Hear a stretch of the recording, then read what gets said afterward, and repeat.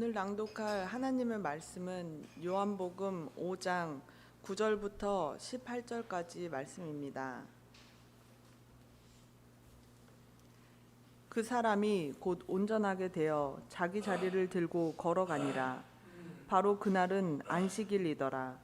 그러므로 유대인들이 병 나은 사람에게 이르되 오늘은 안식일이니 너가 너의 자리를 나르는 것은 율법에 어긋나느니라 하매 그가 그들에게 응답하되 나를 온전하게 하신 분 바로 그분께서 내게 너의 자리를 들고 걸어가라 하셨느니라 하니 이에 그들이 그에게 묻되 너에게 너의 자리를 들고 걸어가라 한 사람이 도대체 누구냐 하매 병 고침을 받은 사람은 그분이 누구인지 알지 못하였으니 이는 그곳에 무리가 있으므로 예수님께서 이미 자리를 옮기셨기 때문이라.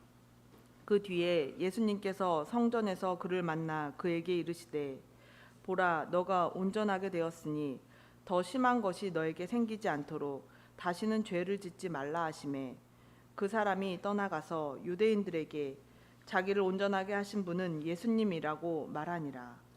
그러므로 유대인들이 예수님을 핍박하며 죽이고자 하니 이는 그분께서 안식일에 이 일들을 행하셨기 때문이라. 그러나 예수님께서 그들에게 응답하시되 내 아버지께서 지금까지 일하시니 나도 일한다 하시매 유대인들이 이런 이유로 더욱더 그분을 죽이려 하니라. 이는 그분께서 안식일을 어길 뿐 아니라 하나님이 자기 아버지라고 말하여 자기를 하나님과 동등하게 만드셨기 때문이더라. 아멘.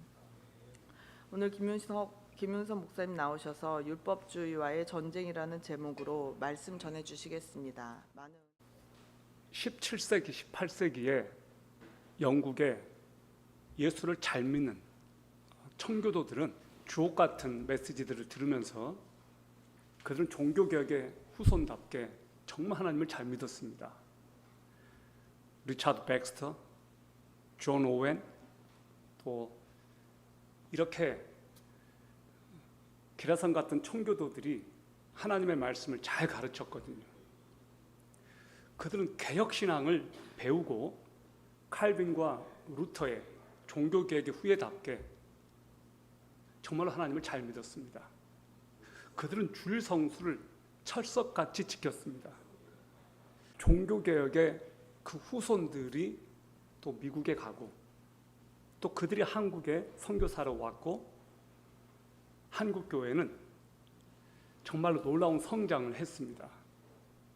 그 배경에 한국교회 성도들은 정말 주일 성수를 철석같이 지켰습니다. 그리고 우리는 이만큼 성장해 왔습니다. 정말 한국교회 성장의 한 배경에는 성도들이 목숨 걸고 주일 성수를 지켰던 그런 흐름이 있었습니다.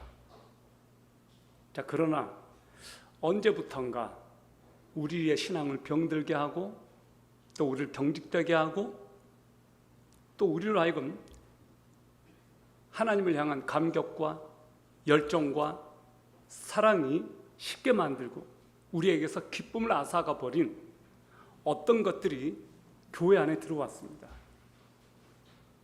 이것은 상대방을 긍휼히 여기는 마음을 빼앗고 우리를 까탈스럽고 드라이한 사람이 되게 만들었습니다. 이것은 우리를 영적으로 더 이상 성장하지 못하게 만들었습니다. 그리고 이것은 공동체를 분열시키고 우리를 하나가 되지 못하게 할 뿐만 아니라 예배를 굉장히 진부하게 만드는, 서로 판단하게 만드는 그런 상황을 만들었습니다. 무엇일까요? 예, 여러분 예상하는 대로 율법주의입니다. 율법주의. 오늘 저는 율법주의와의 전쟁이라는 제목으로 여러분하고 말씀을 나누고 싶습니다. 39년 된 병자가 나았습니다. 여러분 굉장히 기뻐해야 될 거 아닐까요? 정말 축하해 줘야 될 일 아닌가요? 이 38년 된 이 병자가 고침을 받았습니다. 그런데 바로 이것이 어떤 사람들에겐 문제가 되었습니다. 안식일에 들 것을 들고 이동을 했다는 겁니다. 안식일에 해서는 안 될 일을 했다는 겁니다. 바로 이 일로 바리새인들로 대표되는 유대인들과 예수님이 충돌을 했습니다. 사실 그 충돌할 문제는 아니죠. 함께 기뻐해야 될 일이거든요. 여러분, 우리가 아무리 유대인들을 좋게 보려고 해도 바로 이 당시 유대인들 말하는 겁니다. 이건 좀 아니지 않나 라는 생각이 들었을 겁니다. 이 유대인들의 태도는 율법주의가 무엇인지를 적나라하게 보여주고 있습니다. 오늘 요한이 우리들에게 말하고자 하는 것은 무엇이었을까? 저는 세 가지로 여러분하고 이야기를 나누고 싶은데요. 첫 번째, 율법주의는 생명에는 관심이 없고 오직 규칙 준수에만 열을 올립니다. 이것이 율법주의의 현 주소예요. 그들은 생명에는 관심이 없어요. 누가 구원받았는지, 누가 돌아왔는지 그런 것에는 관심이 없고 오로지 그들이 정한 규칙, 규범, 그것을 잘 지켰느냐 못 지켰느냐, 그들에게 최고의 관심은 바로 그것이었습니다. 오늘 요한복음 5장 9절에서 10절을 여러분 보시길 바랍니다. 그 사람이 곧 온전하게 되어 자기 자리를 들고 걸어가니라. 바로 그날은 안식일이더라. 그러므로 유대인들이 병 난 사람에게 이르되 오늘은 안식일이니 너가 너 자리를 나르는 것은 율법에 어긋나니라 하매. 예수님이 38년 된 병자를 고쳤습니다. 그런데 문제는 그날이 안식일이었다는 겁니다. 예수님께서 적대적인 유대인들로부터 공격을 받았습니다. 바로 그 전에 이 유대인들은 누구를 걸고 넘어지느냐? 이제 38년 된 그 병자가 고침 받은 것을 보고 기뻐해 주기는커녕 뭐라고 딴지를 거느냐? 안식일에 너 자리를 들고 나르는 것 율법에 어긋난다. 여러분, 이 사람들하고 친하게 지내고 싶으세요? 저는 안 친하고 싶어요. 정말로 미안합니다. 이런 표현에 진짜 밥맛 없지 않습니까? 아니, 어떻게 이럴 수가 있냐? 그 가족들이 옆에 있다고 생각해 보세요. 어떻게 기뻐하고 축하할 일인데 정말 지독한 율법주의적 태도 아닙니까? 여러분, 왜 안식이라고 하는 것이 들어왔을까? 왜 하나님께서 안식일을 이렇게 유대인들에게, 이스라엘 백성들에게 지키라고 하셨을까? 우리가 한번 거슬러 올라가 봅시다. 하나님께서 6일 동안 천지를 창조하셨습니다. 그리고 7주에 되는 날 하나님께서 안식하셨습니다.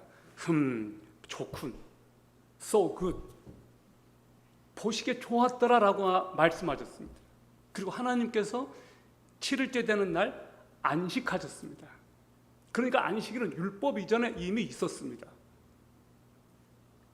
하나님께서 모든 창조 사역을 마치시고 보시기에 좋은 것을 음미하기 위해, 누리기 위해 하나님 스스로가 안식하셨습니다.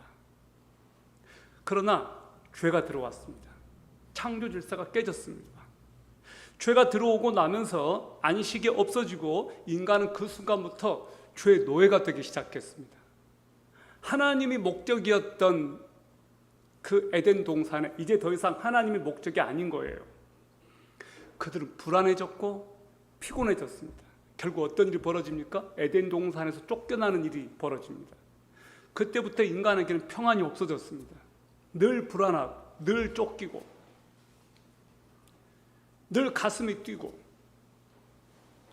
그런 삶이 인간들에게 반복되기 시작했어요. 그리고 급기야 아담의 아들 가인은 동생을 쳐 죽이는 일이 발생하고 맙니다. 계속해서 끊임없이 인간들은 죄를 짓기 시작했고 그때마다 인간의 마음속에서 평안은 사라졌습니다. 여러분, 결국은 어떻게 되느냐? 하나님께서 홍수로 한번 이 세상을 완전히 멸망시켰습니다.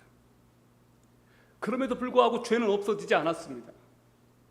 자, 나중에 이제 어떤 일이 벌어집니까? 하나님께서 아브라함을 통해서 이스라엘 민족을 구원하기를 원하셨습니다. 자, 그리고 이제 요셉이 태어납니다. 요셉이 이스라엘 백성들을 이집트로 인도했습니다. 이집트에서 이스라엘 백성들은 엄청나게 성장했습니다. 자그마치 200만 명 이상이나 이집트의 이스라엘 백성들이 그렇게 큰 무리를 이루게 되었습니다. 그런데 그들은 노예가 되고 말았습니다. 겉으로는 바로의 노예였지만 그 내면으로 들어가 보면 그들은 죄의 노예가 되어서 죽도록 일을 하지만 평안이 없는, 선택받은 하나님의 백성들이 노예가 되어버린 거예요. 얼마나 비참해졌습니까? 그들은 자유가 박탈됐습니다. 자기가들이 원하는 것을 하지 못하게 되었고 예배를 드릴 수 없게 되었어요. 이스라엘 백성들이 노예된 상태에서 그들은 예배를 실종해버렸어요. 예배를 드리기 위해서 선택받은 백성들인데 그들은 예배를 못 드리고 바로에게 충성해야만 살아남는, 그냥 말 그대로 일의 노예가 되어서 그들은 비참하게 그렇게 살아야만 했습니다. 얼마 동안요? 몇 년 동안 그렇게 살아야 했을까요? 그들이 거의 400년 동안. 마침내 하나님께서 모세를 보내주셔서 이스라엘 백성들을 출애굽했습니다. 그리고 출애굽할 때 하나님께서 모세에게 주신 말씀이 뭡니까? 바로에게 임하라라고 했어요. 이 백성은 내 백성이니 예배를 드려야 된다. 예배를 드려야 되기 때문에 광야로 우리를 보내달라는 거였습니다. 마침내 이스라엘 백성들이 광야에 갔을 때 하나님께서 그들에게 예배를 드리게 하시면서 가장 첫 번째로 하신 말씀, 명령이 뭐냐? 안식일을 기억하여 거룩하게 지켜라. 그것이 하나님께서 그들에게 원하시는 거였습니다. 하나님께서 그들에게 안식을 주신 것은 그들에게 축복이었기 때문입니다. 안식은 복이에요. 출애굽기에 보면 여러분 출애굽기 20장 11절을 보시기 바랍니다. 엿새 동안에 주가 하늘과 땅과 바다와 그것들 안에 있는 모든 것을 만들고 일곱째 날에 안식하였느니라. 그러므로 주가 안식일을 복되게 하여 그날을 거룩하게 하였느니라. 이것이 하나님께서 안식을 주신 목적이에요. 안식일을 정해주신 목적이에요. 그날을 복되게 하셨어요. 여러분, 그래서 이 안식은 하나님께서 하나님의 백성들에게 주신 특권이고 선물이고 축복이에요. 이것은 하나님을 믿는 당신의 백성들에게 다 적용됩니다. 엄청난 선물인 거죠. 하나님께서는 안식일에 복을 주셨습니다. 기쁨으로 이 시간을 누리는 것 자체가 복이기 때문이에요. 여러분, 안식일을 히브리어로 사밧데이라고 합니다. 사밧. 그래서 영어로도 그대로 사밧데이가 되는 거예요. 이것이 안식일이에요. 바로 그날은 주님께서 이를 그치신 날이고 영원한 선물로 따로 떼어놓으신 날입니다. 쉬어가는 날이에요. 이 날은 축제의 날이고 가족들과 보내고 그분의 공급과 보호하심을 경험하고 누리는 날입니다. 그러라고 하나님께서 안식일을 주셨습니다. 하나님께서는 그 안식일에 당신의 백성들이 새 힘을 얻고 또 쉬게 하심으로써 심신이 쉼을 얻고 하나님을 다시 섬길 수 있는, 이 세상에서 나가서 일할 수 있는 힘을 얻는 날이기는 한데 가장 근본적으로 그날은 하나님께서 복을 주신 날이라는 거예요. 하나님의 은혜를 누리고 하나님께서 공급해 주신다는 것, 너의 삶의 주인이 너가 아니고 너가 일의 노예가 아니고 하나님의 백성이라고 하는 그 정체성을 확인시키는 날, 바로 그날이 안식일인 거예요. 근데 이 바리새인들은 이 놀라운 안식의 의미를 엄청난 무게침으로 바꿔놓았습니다. 안식일은 일해서는 안 되는 날입니다. 유대인들에게 짐승까지도 일해서는 안 되는 날입니다. 유대인들은 장로들의 유전이라고 하는 이 전통으로 미슈나라고 39개의 금지 목록을 만들었습니다. 미슈나라고 하는 거예요. 금지 목록이 쭉 나와요. 자, 예를 들어서 이런 것들이 금지 목록에 들어갔습니다. 물건 나르기, 불태우기, 불 끄기, 글씨 쓰기, 지우기, 요리하기, 씻기, 꿰매기, 뜯기, 매듭 묶기, 매듭 풀기, 모양 빚기, 밭 갈기, 씨앗 심기, 거두기, 수확하기, 타작하기, 까부르기, 맷돌 갈기, 반죽하기, 빚기, 염색하기, 휘기, 배짜기, 실풀기, 건물 짓기, 허물기, 덧놓기, 양털 깎기, 짐승 잡기, 껍질 벗기기, 표시하기. 주일날 양파 껍질 벗기면 안 돼요. 염색해도 안 돼요. 맞습니다. 이것은 우리를 영적으로 더 이상 성장하지 못하게 만들었습니다.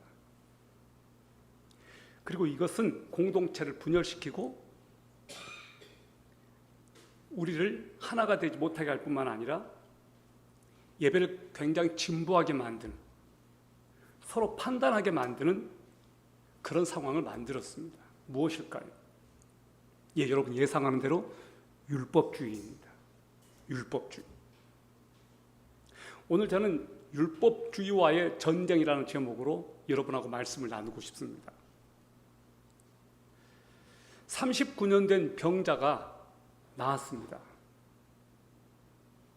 여러분 굉장히 기뻐해야 될 거 아닐까요? 정말 축하해 줘야 될 일 아닌가요?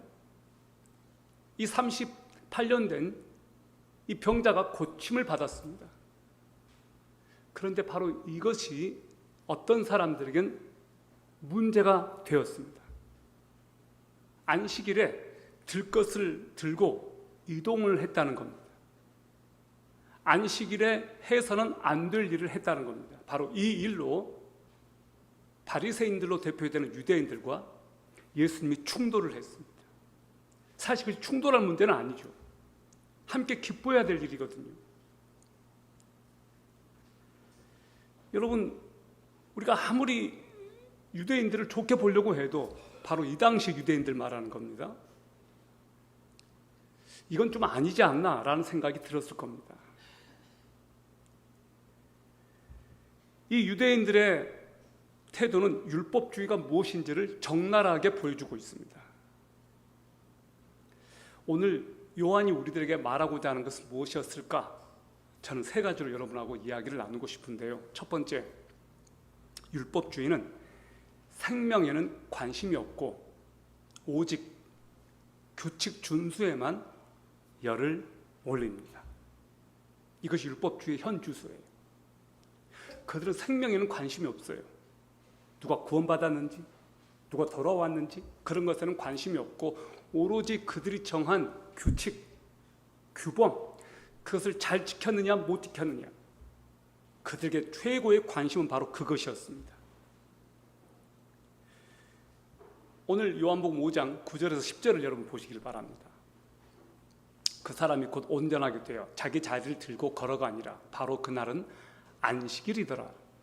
그러므로 유대인들이 병 난 사람에게 이르되 오늘은 안식일이니 너가 너 자리를 나르는 것은 율법에 어긋나니라 하며, 예수님이 38년 된 병자를 고쳤습니다. 그런데 문제는 그날이 안식일이었다는 겁니다. 예수님께서 적대적인 유대인들로부터 공격을 받았습니다. 바로 그 전에 이 유대인들은 누구를 걸고 넘어지느냐, 이제 38년 된 그 병자가 고침 받은 것을 보고 기뻐해 주기는커녕 뭐라고 딴지를 거느냐, 안식일에 너 자리를 들고 나르는 것 율법에 어긋난다. 여러분 이 사람들하고 친하게 지내고 싶으세요? 저는 안 친하고 싶어요. 정말로 미안합니다. 이런 표현에 진짜 밥맛 없지 않습니까? 아니 어떻게 이럴 수가 있냐. 그 가족들이 옆에 있다고 생각해 보세요. 어떻게 기뻐하고 축하할 일인데 정말 지독한 율법주의적 태도 아닙니까? 여러분 왜 안식이라고 하는 것이 들어왔을까? 왜 하나님께서 안식일을 이렇게 유대인들에게, 이스라엘 백성들에게 지키라고 하셨을까? 우리가 한번 거슬러 올라가 봅시다. 하나님께서 6일 동안 천지를 창조하셨습니다. 그리고 7주에 되는 날 하나님께서 안식하셨습니다. 좋군, so good, 보시기에 좋았더라라고 말씀하셨습니다. 그리고 하나님께서 7일째 되는 날 안식하셨습니다. 그러니까 안식일은 율법 이전에 이미 있었습니다. 하나님께서 모든 창조 사역을 마치시고 보시기에 좋은 것을 음미하기 위해, 누리기 위해 하나님 스스로가 안식하셨습니다. 그러나 죄가 들어왔습니다.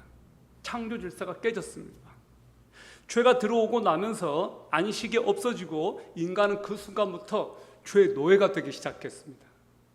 하나님이 목적이었던 그 에덴 동산에 이제 더 이상 하나님의 목적이 아닌 거예요. 그들은 불안해졌고 피곤해졌습니다. 결국 어떤 일이 벌어집니까? 에덴 동산에서 쫓겨나는 일이 벌어집니다. 그때부터 인간에게는 평안이 없어졌습니다. 늘 불안하고 늘 쫓기고 늘 가슴이 뛰고 그런 삶이 인간들에게 반복되기 시작했어요. 그리고 급기야 아담의 아들 가인은 동생을 쳐 죽이는 일이 발생하고 맙니다. 계속해서 끊임없이 인간들은 죄를 짓기 시작했고 그때마다 인간의 마음속에서 평안은 사라졌습니다. 여러분, 결국은 어떻게 되느냐? 하나님께서 홍수로 한번 이 세상을 완전히 멸망시켰습니다. 그럼에도 불구하고 죄는 없어지지 않았습니다. 자, 나중에 이제 어떤 일이 벌어집니까? 하나님께서 아브라함을 통해서 이스라엘 민족을 구원하기를 원하셨습니다. 자, 그리고 이제 요셉이 태어납니다. 요셉이 이스라엘 백성들을 이집트로 인도했습니다. 이집트에서 이스라엘 백성들은 엄청나게 성장했습니다. 자그마치 200만 명 이상이나 이집트의 이스라엘 백성들이 그렇게 큰 무리를 이루게 되었습니다. 그런데 그들은 노예가 되고 말았습니다. 겉으로는 바로의 노예였지만 그 내면으로 들어가 보면 그들은 죄의 노예가 되어서 죽도록 일을 하지만 평안이 없는 선택받은 하나님의 백성들이 노예가 되어버린 거예요. 얼마나 비참해졌습니까? 그들은 자유가 박탈됐습니다. 자기가들이 원하는 것을 하지 못하게 되었고 예배를 드릴 수 없게 되었어요. 여러분, 우리가 죄를 지을 때 가장 끔찍한 것이 뭔지 아세요? 죄를 짓게 되면 어떤 일이 벌어지느냐? 예배를 못 드리게 돼요. 그래서 일주일 동안에 여러분이 진짜 죄를 많이 지어본 그 주간이 있잖아요. 그럴 때는요, 하나님 앞에 나아가기가 두려워져요. 왜? 죄를 너무 많이 지었으니까. 오히려 죄를 지었으니까 하나님 앞에 나가야 되는데 사람이란 게 그렇지 않아요. 너무 부끄러운 거예요. 하나님 앞에 이 낯짝을 들이밀 용기가 나지 않는 거예요. 그런 날이 있어요. 여러분, 그러라고 꼭 죄를 그렇게 지어보라는 말은 아니에요. 그렇게 실습할 필요는 없어요. 근데 그렇다는 거예요. 이스라엘 백성들이 노예된 상태에서 그들은 예배를 실종해버렸어요. 예배를 드리기 위해서 선택받은 백성들인데 그들은 예배를 못 드리고 바로에게 충성해야만 살아남는, 그냥 말 그대로 일의 노예가 되어서 그들은 비참하게 그렇게 살아야만 했습니다. 얼마 동안요? 몇 년 동안 그렇게 살아야 했을까요? 그들이 거의 400년 동안. 마침내 하나님께서 모세를 보내주셔서 이스라엘 백성들을 출애굽했습니다. 그리고 출애굽할 때 하나님께서 모세에게 주신 말씀이 뭡니까? 바로에게 이 말하라고 했어요. 이 백성은 내 백성이니 예배를 드려야 된다. 예배를 드려야 되기 때문에 광야로 우리를 보내달라는 거였습니다. 마침내 이스라엘 백성들이 광야에 갔을 때 하나님께서 그들에게 예배를 드리게 하시면서 가장 첫 번째로 하신 말씀, 명령이 뭐냐? 안식일을 기억하여 거룩하게 지켜라. 그것이 하나님께서 그들에게 원하시는 거였습니다. 하나님께서 그들에게 안식을 주신 것은 그들에게 축복이었기 때문입니다. 안식은 복이에요. 출애굽기에 보면 여러분, 출애굽기 20장 11절을 보시기 바랍니다. 엿새 동안에 주가 하늘과 땅과 바다와 그것들 안에 있는 모든 것을 만들고 일곱째 날에 안식하였느니라. 그러므로 주가 안식일을 복되게 하여 그날을 거룩하게 하였느니라. 이것이 하나님께서 안식을 주신 목적이에요. 안식일을 정해주신 목적이에요. 그날을 복되게 하셨어요.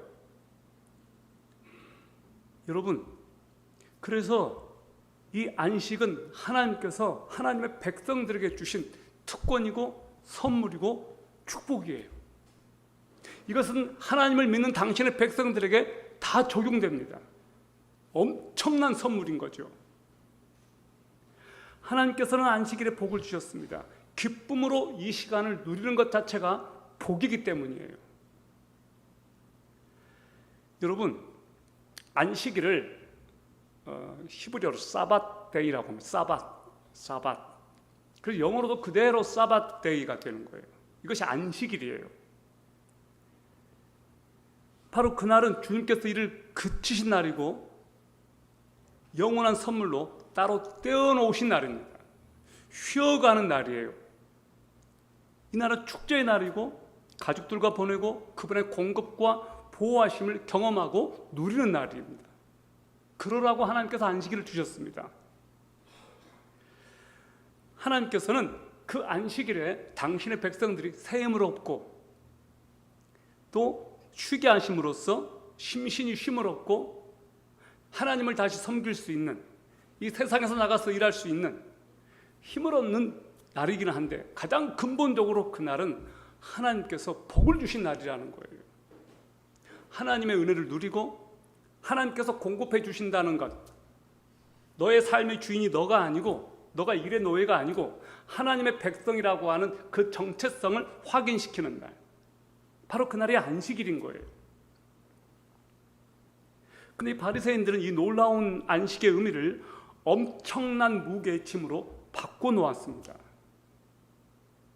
안식일은 일해서는 안 되는 날입니다. 유대인들에게 짐승까지도 일해서는 안 되는 날입니다.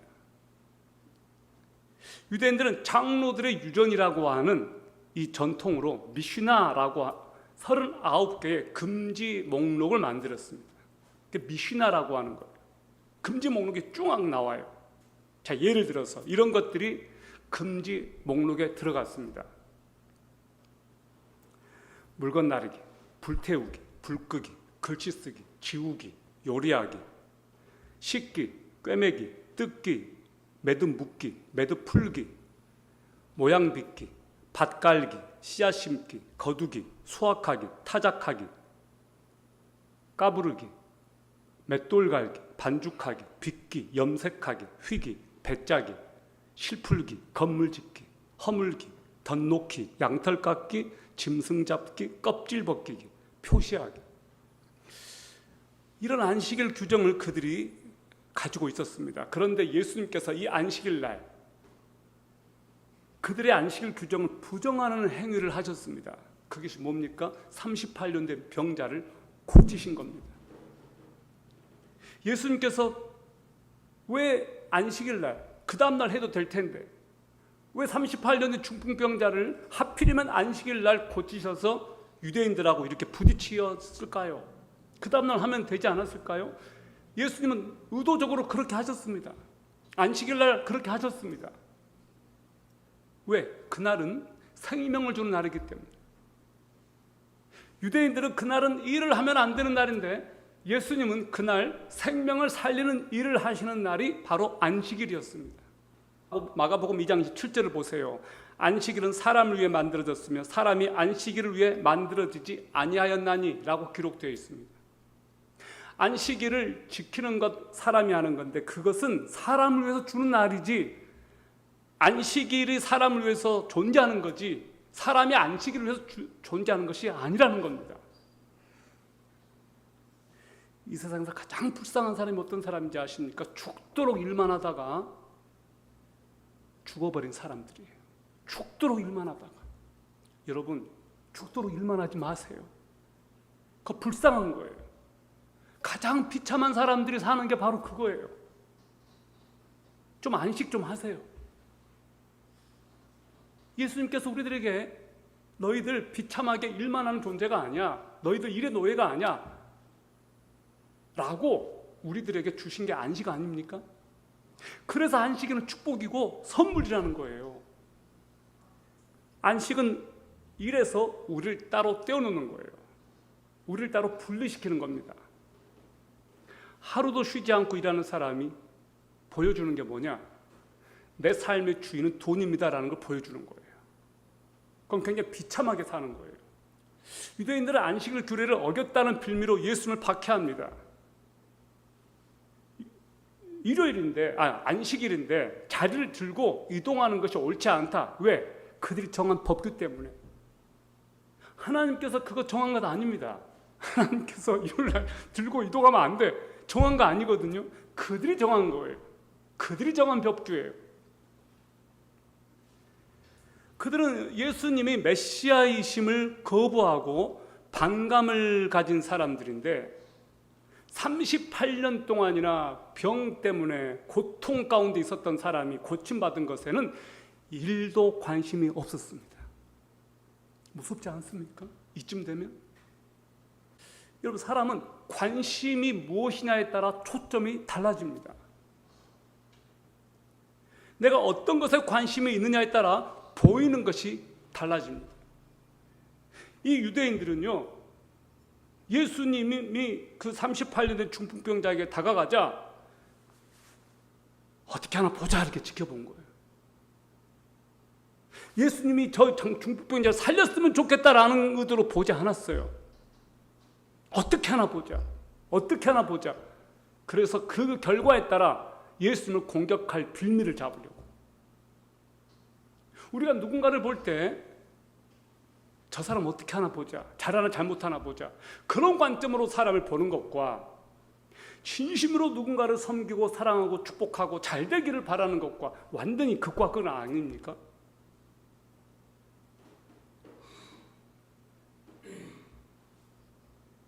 율법주의라는 덫에 걸려있기 때문에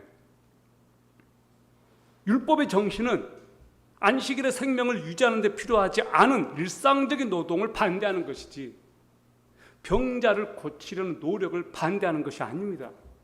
원래 안식의 정신.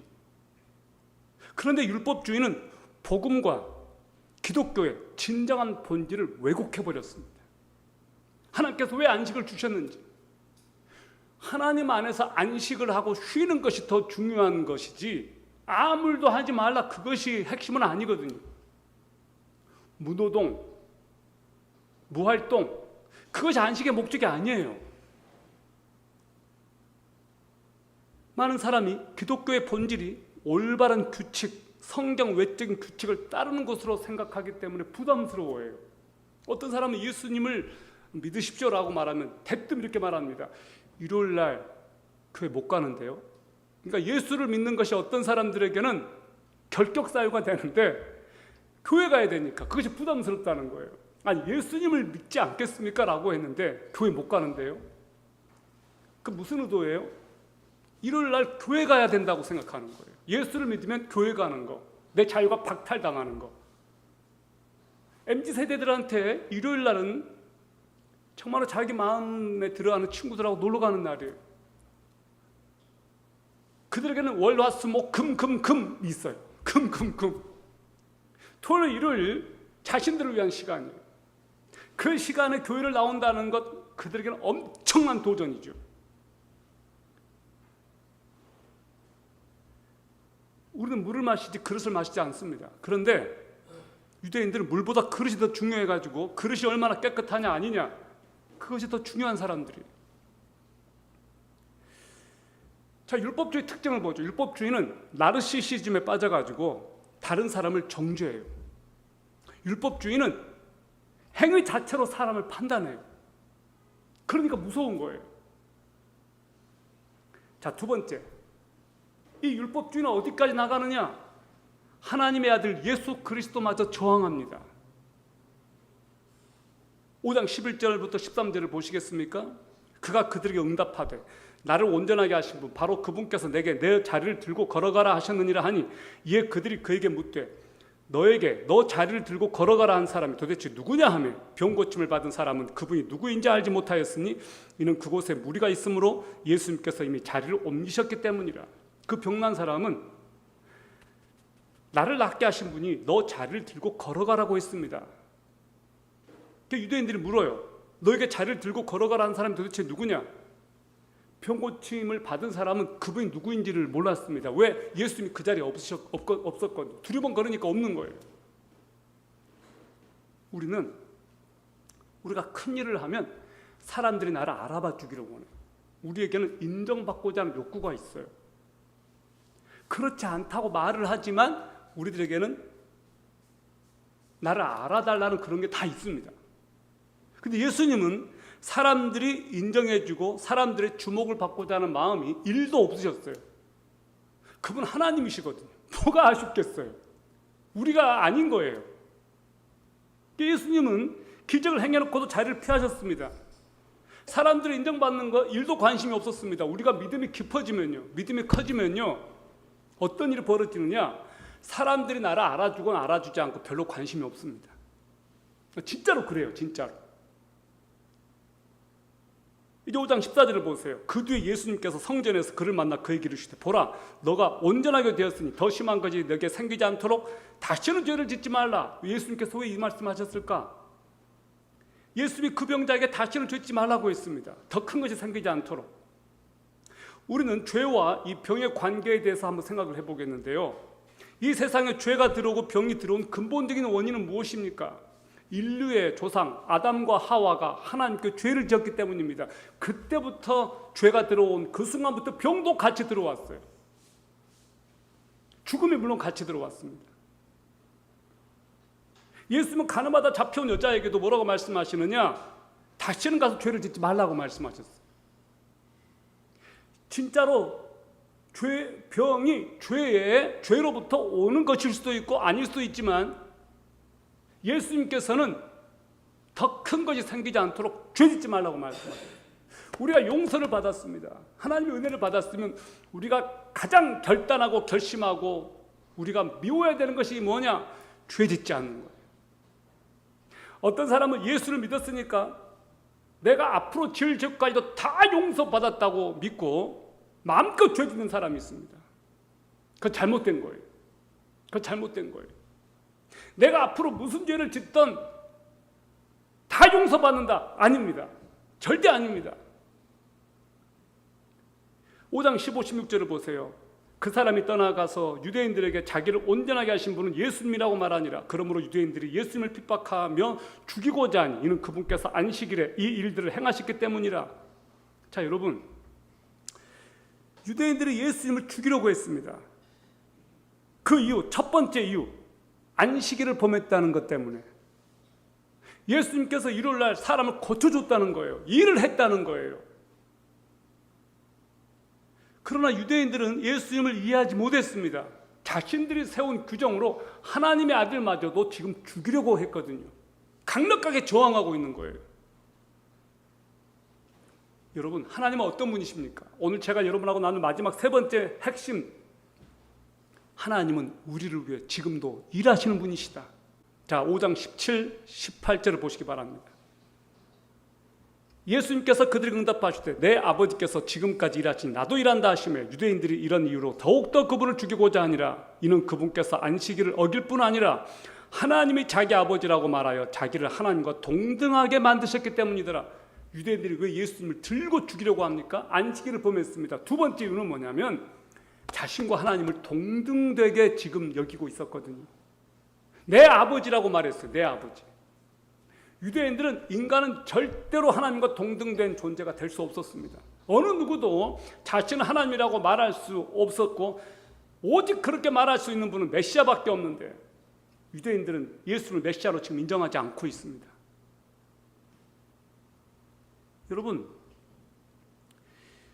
하나님을 아버지라고 부르는 것, 유대인들에게는 허용될 수 없는 문제였는데 예수님이 내가 바로 하나님이야, 내가 바로 하나님의 아들이야 라고 지금 말하니까, 나와 아버지는 하나다, 내 아버지께서 일하신 나도 일한다 이렇게 말하니까 이 사람들이 들고 일어나는 거예요. 이제 예수님을 노골적으로 죽이려고 합니다.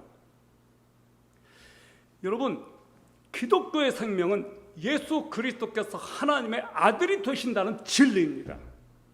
그러므로 사탄이 가장 증오하고 사탄이 가장 노골적으로 싫어하는 것이 있다면 뭐냐? 예수가 하나님의 아들이시다라고 하는 이 진리입니다. 예수 그리스도는 하나님의 아들이십니다.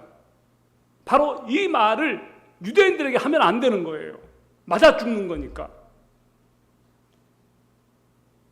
여러분, 예수가 하나님의 아들이시라고 하는 이 진리, 가장 사탄이 미워하는 이 진리, 반대로 이것은 하나님께서 가장 우리로 하여금 듣고자 하는 기뻐하는 소리라는 거예요. 저와 여러분이 예수 그리스도는 하나님이십니다. 예수 그리스도는 하나님의 아들이십니다. 나는 예수 그리스도가 하나님의 아들이심을 믿습니다라고 하는 이 고백은 하나님께서 가장 기뻐하시는 고백이에요. 아멘. 이 고백을 많이 하세요. 그래서 예수를 믿을 때 이 고백을 해야 되는 거예요. 나는 예수 그리스도가 하나님의 아들이심을 믿습니다. 예수 그리스도가 나의 구세주이고 하나님의 아들이시고 나의 하나님이심을 믿습니다. 이 고백 말입니다. 초대교회가 부흥하면서 어떤 일이 벌어졌느냐? 예수가 하나님의 아니다, 예수가 하나님의 아들이 아니다 라고 주장하는 이단들이 생겨나기 시작했습니다. 그 이단 중에 하나가 알렉산드리아의 아리우스였습니다. 아리우스. 그래서 아리우스 논쟁이라고 하는 게 있어요. 그래서 아리우스와 아타나시우스가 붙었습니다. 이 문제를 해결하려고 콘스탄티누스 황제가 325년 AD 325년에 6월 19일 아카르디아 호숫가 자신의 별궁이 있는 니케아에서 318명의 주교를 모아놓고 공의회를 개최하게 합니다. 그것이 그 유명한 니케아 공의회입니다. 주제는 예수 그리스도가 하나님의 아들이냐 아니냐, 이 문제를 가지고 양측이 붙은 거예요. 아리우스파, 아타나시우스파.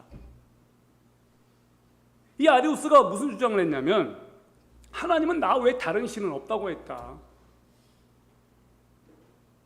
그래서 예수가 하나님의 아들이 될 수 없다. 예수가 하나님일 수 없다. 왜? 하나님 유일하신 하나님 아니냐. 나 외에 다른 신이 없다고 했는데 왜 예수가 또 하나님이라고 말하냐. 예수는 인간일 뿐이다. 피조물일 뿐이다. 라고 아리우스가 주장했습니다. 자, 이 아리우스 주장에 3단 논법으로 반박한 사람이 바로 아타나시우스였습니다. 이 아타나시우스가 이렇게 말합니다. 하나님만이 구원자이시다. 피조물은 같은 피조물을 구원할 수 없다. 고로 구원자 예수는 피조물이 아니며 하나님이시다. 예수 그리스도는 하나님이시고 동시에 하나님의 아들이시다. 자, 결국 어떻게 되느냐? 주교들이 투표에 붙였습니다. 누가 이겼을까요? 예수 그리스도가 하나님이시고 하나님의 아들이시다. 아타나시우스가 이겼습니다. 그래서 니케아 공의회에서 어떤 결정을 하느냐, 어떤 신조를 만드느냐, 니케아 신조라고 하는 유명한 신조가 나오는데, 하나님의 독생자 예수 그리스도는 창조된 분이 아니라 하나님 아버지와 같은 본질을 가지신 참 하나님이시고 진리의 빛이시다. 아멘. 이 신조가 통과됩니다. 예수 그리스도가 참 하나님, 참 인간이라는 고백이 하나님의 사랑과 정의를 확증하는 일이었습니다. 그래서 이 325년 니케아 공의회가 굉장히 중요한 공의회였습니다. 이 공의회는 예수 그리스도가 하나님의 아들이시고 하나님이시라는 것을 못 박는 공의회였습니다.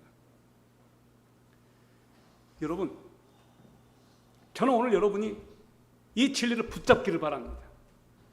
이제 말씀을 맺겠습니다. 왜 산으로 가지 않고 여러분은 이곳에 오셨습니까?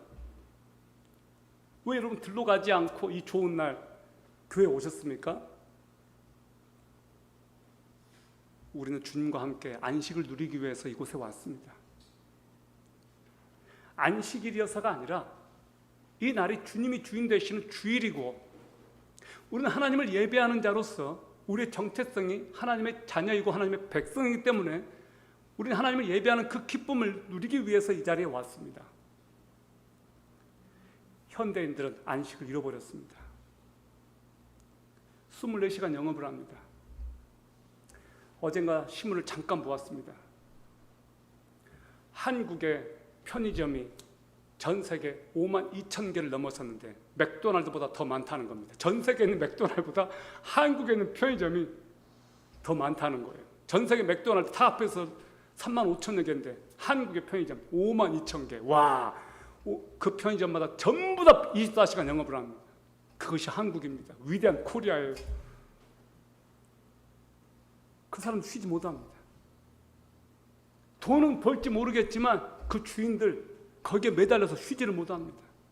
편의점이 많이 넣으면 많아진다는 것은 뭘 의미하는지 아세요? 제대로 쉬지 못하는 사람이 더 늘어난다는 거예요. 절대 좋은 것만은 아니에요. 제가 한 20여 년 전에 저기 뉴질랜드 뭐 이런 데를 갔는데 그때 무슨 말을 들었냐면 한국인들이 오면서 자꾸만 영업시간이 길어진다는 거예요.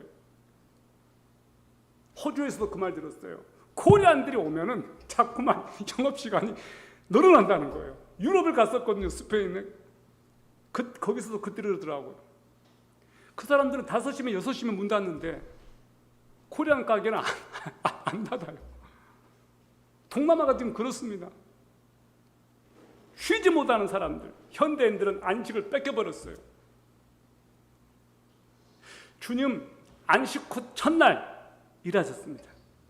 생명을 살리는 일을 하셨어요. 안식은 우리들에게 쉬는 날인데 우리 주 예수 그리스도께서는 안식이라도 일을 하십니다. 무슨 일을 하시느냐? 생명을 살리는 일. 일요일날은 주일날은 아무 일도 하지 마라, 그것이 아닙니다. 오히려 적극적으로 생명을 살리는 일을 하라는 거예요. 그러나 더 중요한 핵심을 붙잡으셔야 돼요. 율법주의로 왜 쉬지를 않느냐 그렇게 판단한 것도 문제지만 쉬지 않는 것도 문제예요. 생명을 살리는 일 할 수만 있다면 하십시오. 그러나 동시에 쉬지도 않으면서 그렇게 하지는 마십시오. 주님께서는 쉬지 못하는 우리에게 찾아오셨어요. 일과 탐욕이 우선이 나에게 그것들이 너의 우상이 되지 않게 하라라고 말씀하시는 거예요. 내가 다 이뤄 놓았다. 그것이 안식의 정신이에요. 내가 쉬지 않았니? 너는 그냥 누리기만 해. 그것이 안식의 정신이에요. 하나님께서는 우리들에게 안식에 참여하도록 기회를 주십니다. 율법주의는 소리 없이 사람을 죽입니다. 여러분 부탁입니다. 율법주의자들이 되지 마십시오. 누가 잘했네 못했네 판단하려고 하지 마십시오. 율법주의와는 싸우십시오. 그러나 안식의 가치는 잃지 마십시오. 그 안식의 기쁨을 누리면서 다른 사람들이 하나님 안에서 그 안식을 누리도록 도와주십시오. 여러분들의 얼굴 속에 안식을 누리게 되면 기쁨과 평안이 찾아오고 놀라운 하나님의 샬롬, 평화가 여러분을 지배할 것이며 여러분들은 살아계신 하나님의 영광을 반사하는 거룩한 하나님의 백성들로 드러날 것입니다. 이 안식일을 주신 하나님, 우리에게 주일로 바꿔주신 그 은혜가 저와 여러분에게 충만하기를 진심으로 소망합니다.